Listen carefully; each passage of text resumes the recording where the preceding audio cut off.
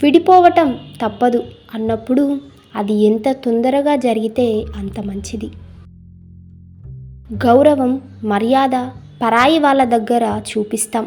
కోపమైనా చిరాకైనా సొంతం అనుకునే వాళ్ళ దగ్గర చూపించేది. ఇష్టంగా అనుకునేదే అదృష్టం, బలంగా కోరుకునేదే భవిష్యత్తు. సంపాదించడం చేతకాని వాడికి ఖర్చు పెట్టే అర్హత లేదు. చెప్పే ధైర్యం లేని వాడికి ప్రేమించే హక్కు లేదు.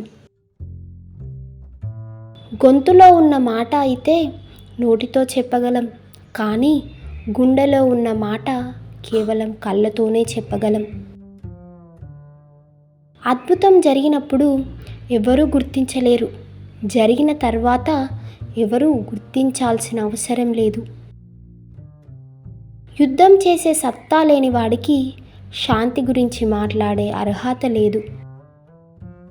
అవతలి వాళ్ళ ఆనందం కోసం మన పక్క వాళ్ళని బాధ పెట్టకూడదు.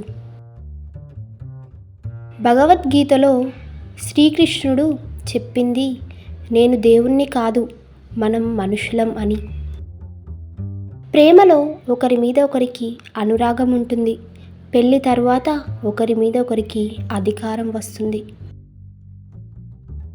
ఒక మనిషి ద్వేషించటానికి కారణాలు చెప్పగలం, కానీ ప్రేమించటానికి కారణాలు చెప్పలేం.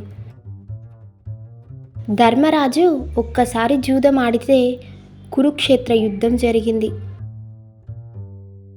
డబ్బులున్న వారందరూ ఖర్చు పెట్టలేరు, ఖర్చు పెట్టిన వాళ్ళందరూ ఆనందించలేరు.